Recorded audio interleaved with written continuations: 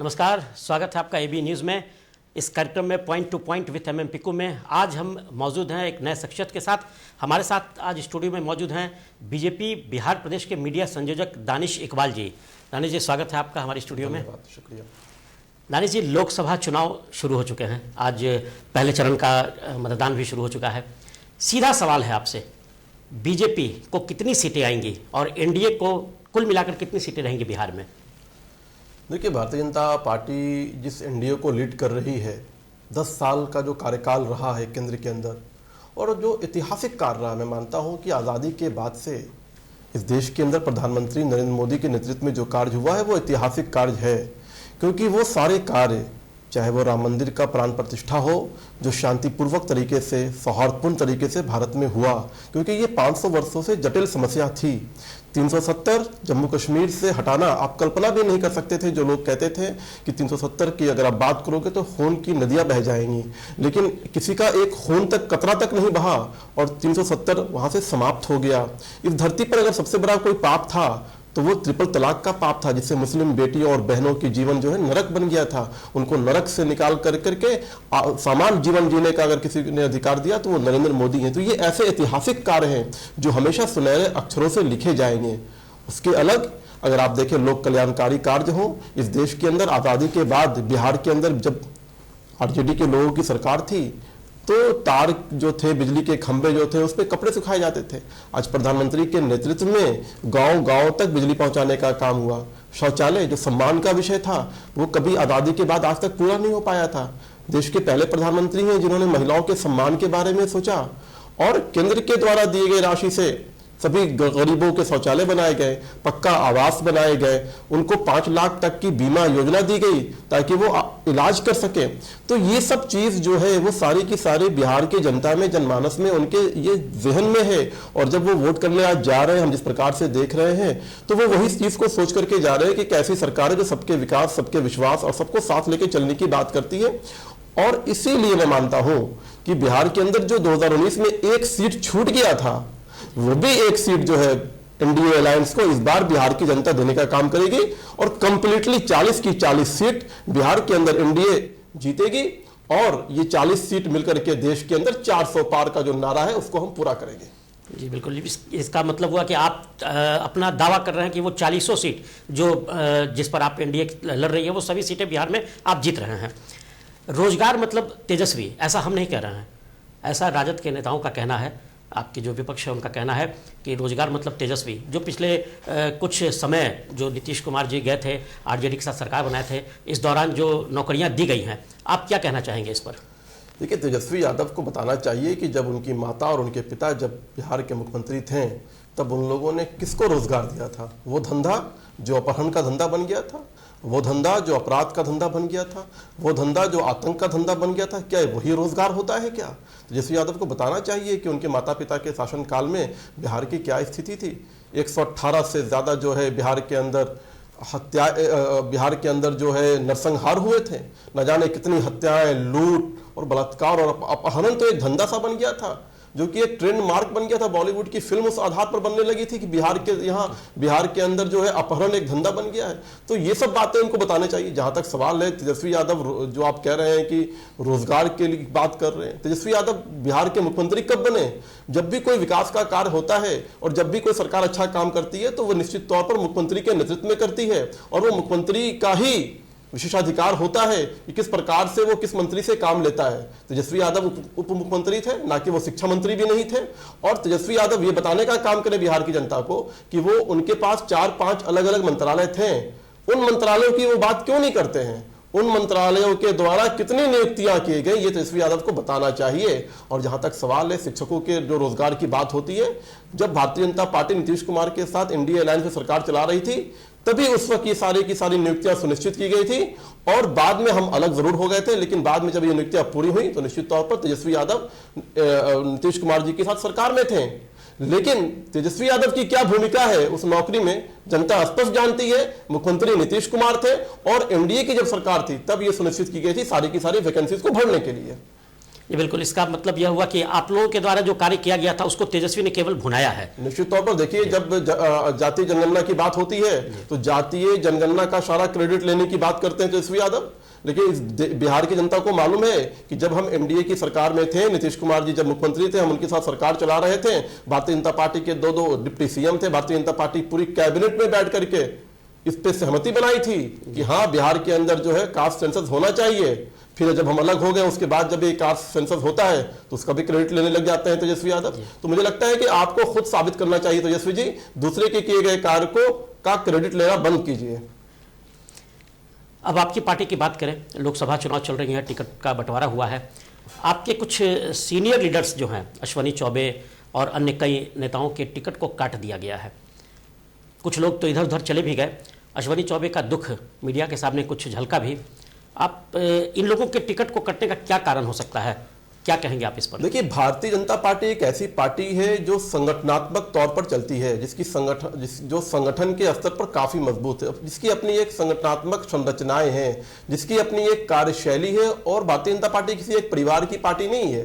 Bharatiya Janata party के अंदर एक लोकतंत्र है, सामूहिक तौर पर निर्णय लिए जाते हैं। भारतीय जनता पार्टी के अंदर आप ये नहीं बता सकते हैं कि जिस प्रकार से लालू प्रसाद यादव जो सजा याफ्ता है, जिन्होंने जेल में सजा काटी है और वो लगातार 20-25 सालों से राष्ट्रीय अध्यक्ष बने हुए हैं, और भी जैसे दूसरी पार्टियां हैं उनमें यह तय है कि लालू प्रसाद यादव के बाद तेजस्वी यादव ही पार्टी के मुखिया होंगे। अखिलेश यादव जो है अपने पिता के बाद वही पार्टी के मुखिया होंगे। उद्धव ठाकरे के बाद आदित्य ठाकरे ही पार्टी के मुखिया होंगे। ममता बनर्जी के बाद उनके भतीजा होंगे, मायावती के बाद उनके भतीजा होंगे। भारतीय जनता पार्टी इससे दिगर पार्टी है। ये तय नहीं है बिहार के अंदर कि सम्राट चौधरी जी के बाद कौन प्रदेश का अध्यक्ष होगा। ये तय नहीं है, कोई बता नहीं सकता है कि जेपी नड्डा जी के बाद कौन राष्ट्रीय अध्यक्ष होगा। तो इसलिए भारतीय जनता पार्टी एक संगठनात्मक संरचनाओं वाली पार्टी है जिसमें सामूहिक डिसीजन लिए जाते हैं, और भारतीय जनता पार्टी में सभी कार्यकर्ताओं की भूमिका बदली जाती है। आज हम किसी और भूमिका में रहते हैं, कल हमारी भूमिका पार्टी कुछ और तय करती है। हमारे यहाँ मंत्री बनना, सांसद बनना, मुख्यमंत्री बनना ये उद्देश्य नहीं है। हम सभी कार्यकर्ताओं का एक ही उद्देश्य है कि कैसे मानव कल्याण के तहत भारत का जो निर्माण किया जाए, कैसे भारत को जो है विश्व गुरु बनाया जाए, कैसे भारत को शीर्ष पे रखा जाए, और सब हम अपने अपने दायित्व का निर्वाह करते हैं। अगर अश्विनी चौबे जी कल सांसद थे, मंत्री थे, आज उनकी भूमिका बदल दी गई है, और जो लोग कल पहले पार्टी का कार्य कर रहे थे उनको उनकी अलग भूमिका कर दी गई है। तो इसलिए जो आज सांसद है कल किसी और भूमिका में होंगे, जो आज मंत्री है कल किसी और भूमिका में होंगे। यही भारतीय जनता पार्टी की लोकतंत्र की खूबसूरती है। निश्चित तौर पर अश्विनी चौबे जी का व्यक्तिगत तौर पर हो सकता है कि उनकी पीड़ा रही हो सकता है कि वो जनता की और सेवा करना चाहते हो सकता है कि वो इसी भूमिका में अपने आप को देखना चाहते हो, लेकिन व्यक्तिगत तौर पर भारतीय जनता पार्टी में कुछ भी नहीं होता है। जो सामूहिक फैसला होता है, संगठनात्मक फैसला होता है, शीर्ष नेतृत्व के द्वारा एक लोकतांत्रिक प्रक्रिया के द्वारा हमारा एक पार्लियामेंट्री बोर्ड होती है, उसमें जो तय किया जाता है वही सभी कार्यकर्ताओं के लिए सर्वमान्य होता है। और हम भारतीय जनता पार्टी के कार्यकर्ता बहुत ही अनुशासित कार्यकर्ता हैं और पार्टी के हर एक फैसले का सम्मान करते हैं, उसको मानते हैं। जी बिल्कुल, अश्वनी चौबे ने तो पार्टी का सम्मान किया है, लेकिन जो लोग छोड़कर चले गए उनके बारे में क्या कहेंगे? वो भी तो बीजेपी के कार्यकर्ता और सीनियर लीडर लोग पार्टी छोड़ करके गए हैं, जो टिकट के लिए जो इधर उधर अभी कर रहे हैं। देखिए, भारतीय जनता पार्टी को छोड़कर कोई नहीं जाता है। आप मुझे एक नाम बता दीजिए कि कोई भी नेता भारतीय जनता पार्टी को छोड़ करके गया हो बिहार में या देश में, बता दीजिए आप। कहीं कोई भारतीय जनता पार्टी को छोड़कर नहीं गया है। हाँ, कांग्रेस पार्टी को 2013 के बाद से जो है कम से कम 12 मुख्यमंत्री जो रहे कांग्रेस पार्टी के, उन्होंने कांग्रेस पार्टी को छोड़ा है। कांग्रेस पार्टी को 50 से ज्यादा राष्ट्रीय स्तर के नेता, केंद्र के मंत्री और उसमें प्रदेश अध्यक्ष भी जिन्होंने पार्टी को छोड़ा है। तो कांग्रेस के नेताओं ने लगातार पार्टी को छोड़ा। अभी आप देखिए, रिसेंटली अगर आप देखिएगा, कांग्रेस के प्रवक्ता, कांग्रेस के सोशल मीडिया कोऑर्डिनेटर और ना जाने कितने अच्छे अच्छे लोगों ने पार्टी को छोड़ने का काम किया है। ये सोचनीय विषय कांग्रेस पार्टी के लिए है, क्योंकि कांग्रेस पार्टी के अंदर ना कोई नेतृत्व है, ना कोई नीति है, ना कोई नियति दिखती है। तो इसलिए स्पष्ट है कि जो लोग वहां असमंजस की स्थिति में रहते हैं नेतृत्व के साथ, वो पार्टी छोड़ के आते हैं। भारतीय जनता पार्टी में उनका स्वागत होता है, और कोई भारतीय जनता पार्टी को के नेतृत्व में विश्वास रख करके उसके विचारधारा को अपना करके आता है तो स्वागत है। लेकिन हाँ, भारतीय जनता पार्टी को छोड़कर कहीं कोई नहीं गया है। भारतीय जनता पार्टी अनुशासित कार्यकर्ताओं की पार्टी है। जी, कुछ गठबंधन की बात करें तो जेडीयू को आपने फिर 16 सीटें दी हैं। अगर नीतीश जी की अंतरात्मा फिर से जाग गई और फिर से वह छोड़कर चले जाते हैं आपको, तो आप क्या करेंगे? नहीं देखिए, नीतीश कुमार जी, एक तो बात इस बिहार के लोगों को मानना पड़ेगा कि नीतीश कुमार जी की जो लड़ाई हुई, राजनीतिक लड़ाई जो हुई है, वो आरजेडी के खिलाफ थी, वो लालू प्रसाद यादव जी के जंगल राज, आतंक और भय के खिलाफ थी। इसलिए हम सब एक साथ आए थे, बिहार के हित के लिए आए थे, बिहार को बचाने के लिए हम लोग आए थे। और इसलिए हम लोगों ने लगातार, भारतीय जनता पार्टी जो है आज दुनिया की सबसे बड़ी पार्टी है, भारतीय जनता पार्टी हमेशा बड़ी भूमिका में रही है, लेकिन बिहार के हितों के लिए, बिहार की जनता के हितों के लिए हमने नीतीश कुमार को बिहार में सर्वमान्य बनाया। हमने बिहार में नीतीश कुमार को अपना नेता चुना और लगातार 2005 से जो हम लड़ाई लड़ रहे थे लालू प्रसाद यादव जी के खिलाफ, उनके आतंक के खिलाफ, उनके परिवारवाद के खिलाफ, उसको हराने में कामयाब हुए और नीतीश कुमार के नेतृत्व में बिहार आगे बढ़ा। और बिहार जब आगे बढ़ा तो आज बिहार की स्थिति देखिए कि 2005 के पहले का बिहार और आज का बिहार, आप हम सब जानते हैं कि किस प्रकार से बिहार में लूट, हत्या, अपराध धंधा बन चुका था, किस प्रकार से रेत माफिया, बालू माफिया, जमीन माफिया, शराब माफिया का आतंक होता था बिहार के अंदर, किस प्रकार से जो है शोरूम से गाड़ियां लूट ली जाती थी, किस प्रकार से जो है शोरूम से सामान लूट लिए जाते थे, किसी को भी उठा लिया जाता था, रोड चलना मुश्किल हो गया था। तो उस बिहार से आज वाले बिहार में जो ट्रांसफॉर्मेशन हुआ है उसमें नीतीश कुमार उसके नायक हैं और नीतीश कुमार ने बिहार को जंगल राज से निकाल करके एक डेवलपमेंट की ओर बढ़ाया है। आज रोड्स देख लीजिए, इंफ्रास्ट्रक्चर देख लीजिए, बिजली देख लीजिए, सब चीज़ों में नीतीश कुमार ने बिहार को आगे बढ़ाया है। और बीच बीच में निश्चित तौर पर नीतीश कुमार कभी कभी जो है 2 बार वहाँ गए, लेकिन नीतीश कुमार को जब रियलाइज हुआ कि वहां पे वो जो उनका अलायंस है वो नेचुरल अलायंस नहीं है, क्योंकि नीतीश कुमार की राजनीतिक उत्पत्ति, राजनीतिक लड़ाई ही उनके खिलाफ हुई है और भारतीय जनता पार्टी के साथ नीतीश कुमार जी का एक स्वाभाविक अलायंस है, हम लगातार साथ में काम किए हैं। तो फिर इस बार नीतीश कुमार जी हमारे साथ में हैं और हम भी, जो बार बार आप लोग हमसे सवाल पूछते हैं भारतीय जनता पार्टी से कि आखिर आप नीतीश कुमार को के साथ क्यों गए, देखिए ये बातें तो जग जाहिर है कि तेजस्वी यादव और लालू प्रसाद यादव का किस प्रकार से नीतीश कुमार के ऊपर जो है दबाव चल रहा था, प्रेशर पॉलिटिक्स चल रही थी कि तेजस्वी यादव को आप मुख्यमंत्री बनाइए। और इन सब विषयों को देखते हुए हमारे नेतृत्व ने यह तय किया कि बिहार को फिर से जंगल राज से बचाने के लिए लालू के परिवार के किसी वंश को फिर से मुख्यमंत्री ना बनाया जाए, इसलिए हमने नीतीश कुमार के साथ फिर से बिहार में सरकार बनाई है, ताकि उस जंगल राज का, आतंक राज का जो है दोबारा पुनरावृत्ति ना हो सके। इसलिए हम नीतीश कुमार जी के साथ हैं और मुझे लगता है कि नीतीश कुमार जी ने स्पष्ट शब्दों में कहा है कि वो Bharatiya Janata party NDA alliance के साथ है, जो डबल इंजन की सरकार है हमारे केंद्र में और बिहार में, वो आगे भी नीतीश कुमार और नरेंद्र मोदी के नेतृत्व में हम काम करेंगे और बिहार को, देश को आगे ले जाने का काम किया जाएगा। जी बिल्कुल। दानिश जी, क्या आपको यह नहीं लगता है कि नीतीश जी जो दोबारा आरजेडी में गए तो आरजेडी बिल्कुल सुसुप्त अवस्था में पड़ गई थी, काफ़ी सीटें हार चुकी थी, बहुत सारे विधायक उनके नहीं थे, लेकिन दोबारा इनके जाने से आरजेडी को फिर मजबूती मिल गई है?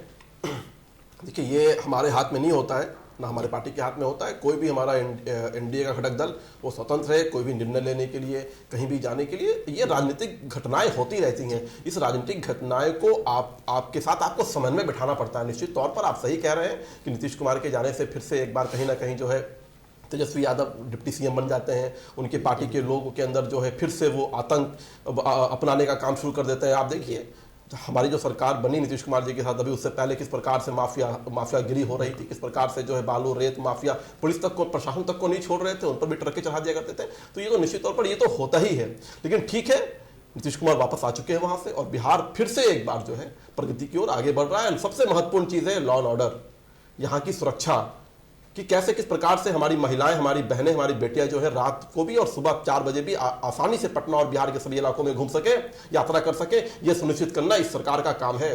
और हमारे डिप्टी सीएम सम्राट चौधरी जी ने बार बार कहा है कि अपराधी का सफाया होना तय है बिहार के अंदर। अगर आप अपराधी हैं और अपराध नहीं छोड़ते हैं तो आपको या तो गया में पिंडदान कर दिया जाएगा या तो आपको नेपाल भाग कर जाना पड़ेगा, लेकिन अपराध से कोई समझौता हमारी ये सरकार, डिप्टी सीएम आदरणीय सम्राट चौधरी जी और मुख्यमंत्री नीतीश कुमार जी के नेतृत्व में जो सरकार चल रही है, ये कोई कंप्रोमाइज नहीं करने वाली है। बिल्कुल, अपराध से कोई समझौता ये सरकार नहीं कर रही है। यह कई बात डिप्टी सीएम ने भी दोहराया है, आज दानिश जी भी इस बात को बता रहे हैं।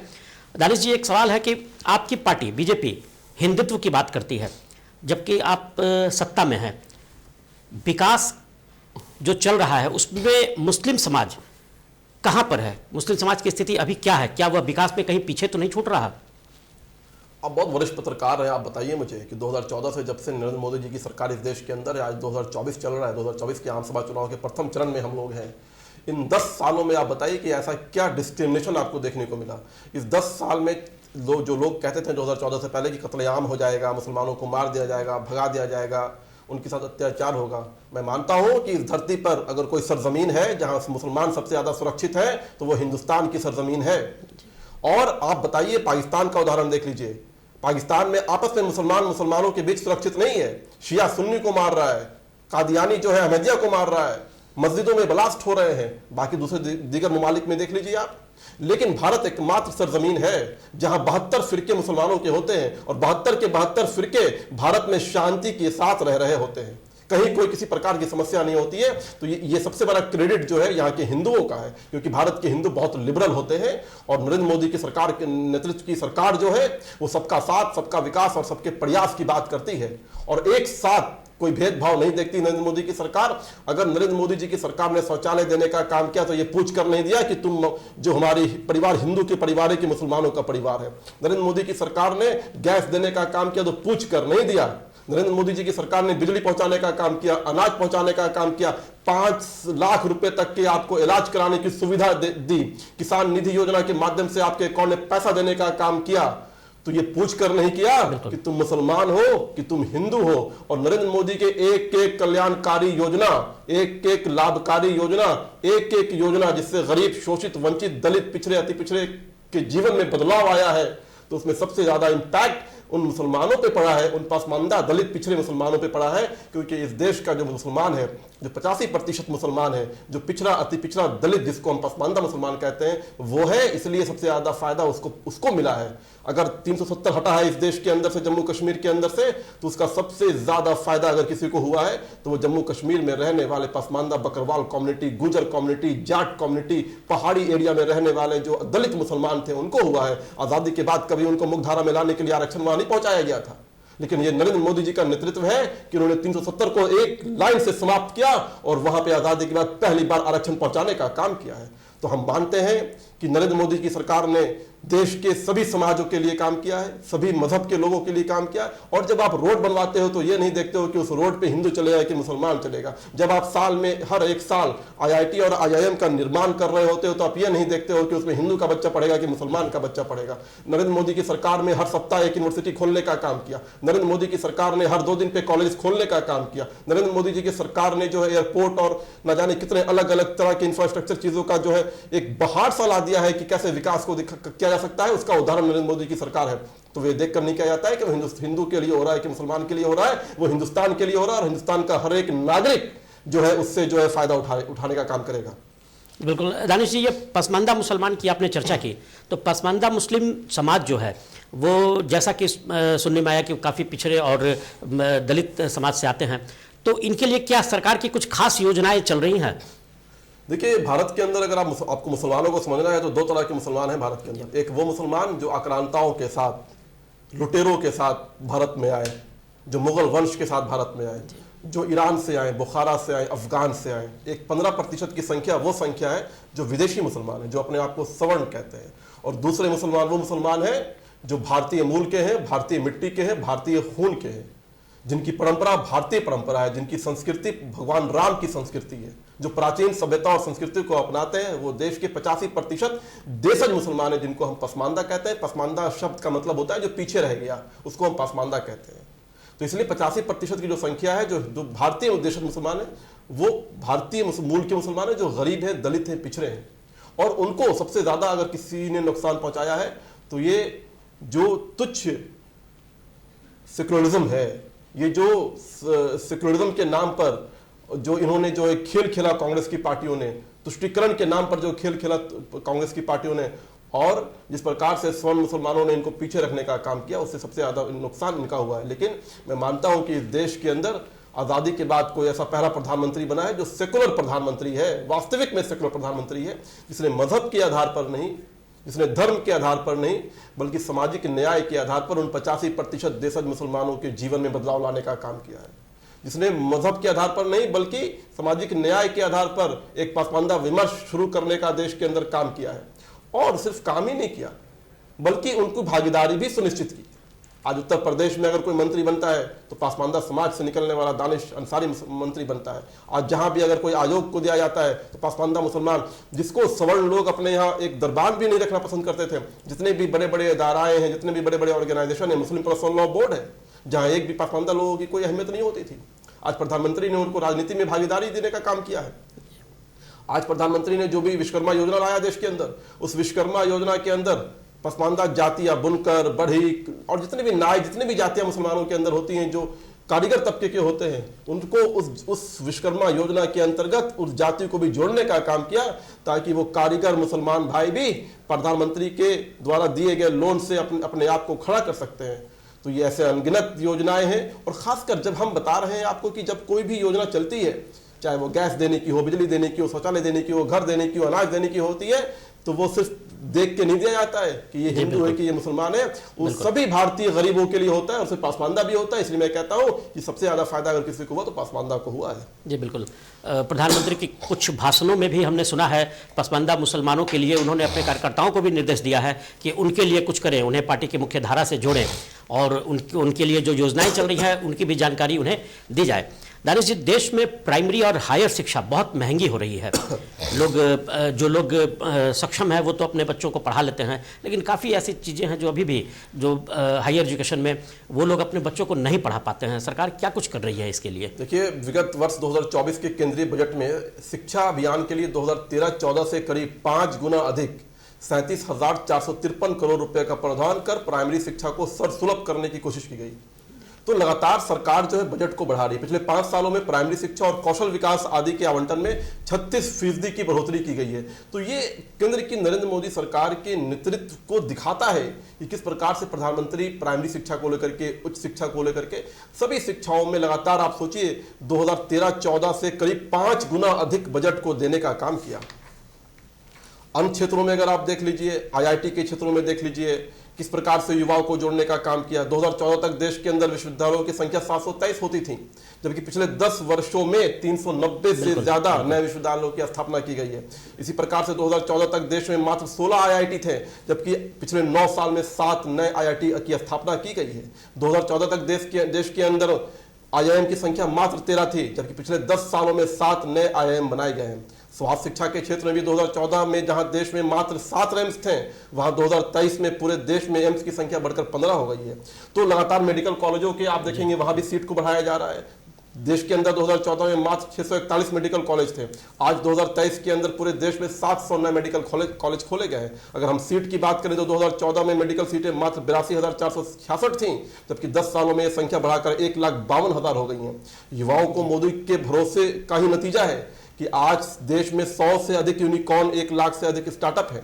युवाओं के बेहतर भविष्य के लिए 4 दशक बाद देश में नई नेशनल एजुकेशन पॉलिसी लाई गई। स्किल इंडिया के जरिए रोजगार के द्वार खोले गए और खेलो इंडिया के द्वारा स्पोर्ट्स कल्चर की शुरुआत की गई। तो ऐसे अनेक स्पोर्ट्स हो, हेल्थ हो, IIT हो, IIM के माध्यम से जो है प्रधानमंत्री ने लगातार बजट बढ़ाने का काम किया। और कैसे युवा को हमको आगे लेके जाना। और देखिए, जहां तक बार बार लोग बात करते हैं किस प्रकार से कि सरकारी नौकरी, देखिए सरकारी नौकरी इस देश की जो है सॉल्यूशन नहीं है। सरकारी नौकरी की अपनी एक लिमिटेशन होती है, सरकारी नौकरी की अपनी एक प्रक्रिया होती है। लेकिन प्रधानमंत्री ने जो कार्य युवाओं को अपने पैर पे खड़ा करने का किया है वो सराहनीय है।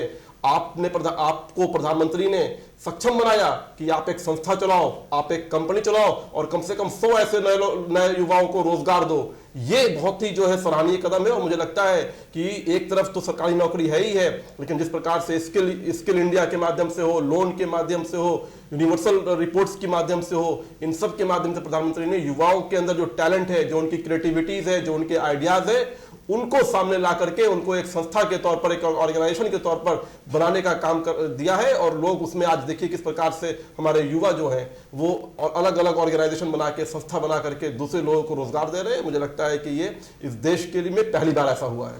जी बिल्कुल, निश्चित तौर पर दानिश जी, ये जो काम हो रहे हैं इससे युवाओं का भरोसा आप पर बहुत बढ़ रहा है। और यह चुनाव में तो दिखेगा ही कि युवा किस तरह से आपकी तरफ मोटिवेट हो रहे हैं। विपक्ष का आरोप है कि मोदी जी खूब विदेश घूमते हैं। उनके विदेशी दौरों से देश को क्या फायदा हो रहा है? देखिए, प्रधानमंत्री जी का जो विदेशी दौरा है, अगर मैं उसको आपको बताऊं तो जितना दौरा प्रधानमंत्री का रहा नरेंद्र मोदी जी का, वो बहुत ज़्यादा नहीं रहा। जितना हमारे पूर्व के प्रधानमंत्री डॉक्टर मनमोहन सिंह थे, उनसे कुछ ही ज़्यादा उनका दौरा रहा है। लेकिन जिस प्रकार से प्रधानमंत्री ने आज भारत की शाख को देश और दुनिया में बनाने का काम किया है, वो सराहनीय है। आज जब आप पासपोर्ट लेकर के जाते हैं किसी दूसरे कंट्री में और जब उसमें इंडिया देखते हैं, तब जब वो सम्मान का भाव आपको वहां मिलता है, वो सराहनीय है। आज दुनिया की कूटनीति में भारत एक महत्वपूर्ण स्थान रखता है, वो नरेंद्र मोदी जी की कूटनीतिक जीत है। आज अगर दो देश आपस में लड़ रहे होते हैं और प्रधानमंत्री नरेंद्र मोदी से वो अपील करते हैं कि आप हमारे समझौता कराइए, तो ये भारत को गर्व करने वाला विषय है। आज अगर कहीं कोई घटना होती है तो सबसे पहले भारतीय सेना का वायुयान जो है वहां पहुंच करके जो है वहां के लोगों को निकालने का काम करता है। हमारे झंडे को लगा करके दूसरे देश के लोग वहां से बाहर निकलने का काम करते हैं। आज पूरी दुनिया में भारत की जो अहमियत बढ़ी है वो प्रधानमंत्री के नेतृत्व की जीत है। आज जिस प्रकार से आप देखिए, प्रधानमंत्री को सभी मिडिल ईस्ट के देशों ने जो कहते थे कि जो मुस्लिम देश हैं वो प्रधानमंत्री की नीति से खुश नहीं होंगे, वो नरेंद्र मोदी के प्रधानमंत्री बनने से भारत के रिश्ते खराब हो जाएंगे। आज देखिए, भारत के सबसे प्रौढ़ रिश्ते, सबसे मजबूत रिश्ते अगर है तो जितने भी मुस्लिम ममालिक हैं, मिडिल ईस्ट के देश है, सबके साथ भारत के सबसे अच्छे संबंध है। सभी ने अपने सर्वोच्च सम्मान भारत के प्रधानमंत्री श्री नरेंद्र मोदी को देने का कार्य किया है। तो इसलिए ये उन लोगों के लिए जवाब है जो ये कहते हैं कि प्रधानमंत्री नरेंद्र मोदी विदेश क्यों जाते हैं। प्रधानमंत्री नरेंद्र मोदी विदेश इसलिए जाते हैं कि ज्यादा से ज्यादा इन्वेस्टमेंट भारत में लाया जा सके, और उसी का नतीजा है कि आज भारत दुनिया में सबसे ज्यादा मोबाइल बनाने वाली कंपनी पैदा करके देता है। आज भारत के अंदर इक्विपमेंट्स बन रहे हैं, आज भारत के अंदर डिफेंस के इक्विपमेंट्स बन रहे हैं। कभी कल्पना की जा सकती थी क्या कि लखनऊ के अंदर डिफेंस के इक्विपमेंट्स बनेंगे? लेकिन आज भारत के प्रधानमंत्री की नेतृत्व की जीत है कि आज सबसे ज्यादा FDI भारत में आ रहा है। आज सारी कंपनियां भारत की तरफ देख रही हैं। आज अमेरिका, लंदन, जर्मनी, ब्राजील आज भारत की तरफ देख रहा है। तो ये प्रधानमंत्री के नेतृत्व है, प्रधानमंत्री की कूटनीतिक है, और मुझे लगता है कि इसके लिए प्रधानमंत्री बधाई के पात्र है। और यही बात सब देख करके, इन्हीं चीजों को जहन में रखते हुए बिहार की जनता, देश की जनता पुनः एक बार प्रधानमंत्री को प्रधानमंत्री बनाना चाहती है। जी दानिश जी, बिल्कुल। दानिश जी, आप मुस्लिम समाज से आते हैं, बीजेपी हिंदुत्व के एजेंडे को चलाने वाली पार्टी है। आप, आखिरी सवाल है कि आप बीजेपी में कैसे और कब जुड़े? नहीं, भारतीय जनता पार्टी का जो विचार है वो राष्ट्रवादी विचार है, और हिंदुत्व जो है वो हमारी संस्कृति और सभ्यता। देखिए, आपको समझना पड़ेगा, आपको ये समझना पड़ेगा कि संस्कृति में और पूजा पद्धति में फर्क होता है। हमने पूजा पद्धति जरूर बदली, हमारे पूर्वज हिंदू थे, हमने पूजा पद्धति बदली, हमने अपनी संस्कृति नहीं बदली। हमारी संस्कृति वही संस्कृति है जो भगवान राम की संस्कृति है। लेकिन जो लोग विदेश से आए, जो विदेशी मुसलमान हैं, उन्होंने अरबिक, अफगानी, ईरानियन कल्चर को भारत में थोपने का काम किया। और हमारी लड़ाई यही है कि हमें पूजा पद्धति बदलने का अधिकार है, हमने पूजा पद्धति बदल ली है, लेकिन हम अपनी संस्कृति नहीं बदल सकते। संस्कृति तो वही रहेगी। और जो आरोप लगते हैं भारतीय जनता पार्टी पे, अगर अपनी संस्कृति को मानना आप सांप्रदायिकता कहते हैं, तो ये आपकी सोच पर निर्भर करता है कि आप कैसे उस चीज को देखते हैं। और जहां तक सवाल है कि भारतीय जनता पार्टी का, मैं भारतीय जनता पार्टी में छात्र जीवन से हूं। मैं विद्यार्थी परिषद में, अखिल भारतीय विद्यार्थी परिषद में जब दिल्ली विश्वविद्यालय में छात्र था, तब से मैं विद्यार्थी परिषद में हूँ। छात्र जीवन से छात्र राजनीति में रहा हूँ, और छात्र राजनीति से निकल करके अब मेन स्ट्रीम की राजनीति में हूँ, और लगातार पार्टी के लिए कार्य किए हैं। उत्तर प्रदेश में, दिल्ली में, कर्नाटक में जहाँ भी चुनाव हुए हैं कार्य किए हैं, राष्ट्रीय टीम में कार्य किए। अब बिहार का मैं रहने वाला हूँ, इसलिए पार्टी ने मुझे बिहार की जिम्मेदारी दी है, और आज मैं बिहार के मीडिया संयोजक के रूप में अपने दायित्व का निर्वाह कर रहा हूँ। जी, बहुत बढ़िया। आज हमारे साथ स्टूडियो में थे दानिश इकबाल जी, जो बीजेपी के बिहार प्रदेश के मीडिया संयोजक हैं। आप देख रहे हैं point two point with MM Piku में। आज दानिश इकबाल जी से हमने आपकी मुलाकात कराई है। अगले एपिसोड में हम मिलेंगे किसी नए शख्सियत के साथ। तब तक दीजिए हमें इजाज़त। नमस्कार।